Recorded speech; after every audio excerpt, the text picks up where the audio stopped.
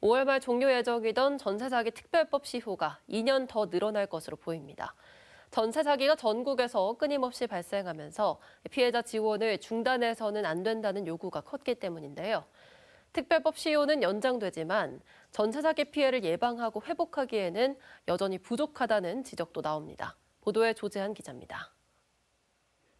전세 사기 특별법은 전국에서 속출하던 전세 사기 피해자 지원을 위해 2년 전 한시법으로 제정됐습니다.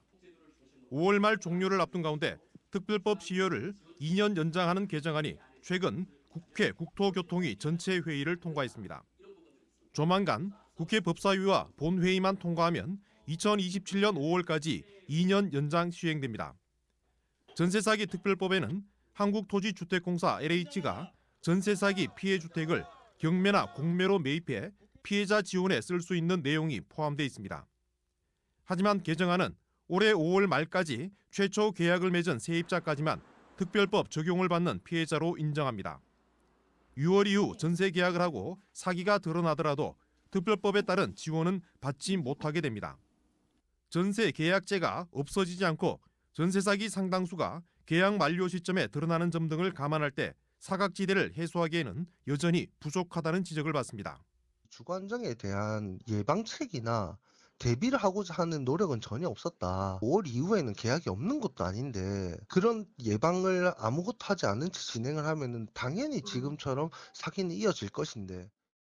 전세 사기 특별법이 피해 지원에 집중하고 있지만 실질적인 피해 회복이 쉽지 않은 데다 예방책도 없어 문제가 제기되고 있습니다. 일단은 선순위 채권이 있는 경우에는 전세 가입을 아예 조금 막을 수 있는 장치가 좀 필요하다는 생각도 좀 들고요. 일단은 그래야지 전세를 더 이상 계약을 안 하는 거다.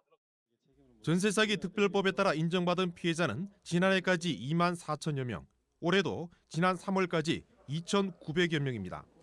한 달 평균 1,000명가량의 새로운 피해자가 발생하고 있습니다. 이 가운데 20, 30대 청년이 70%를 넘는 것으로 파악되고 있습니다.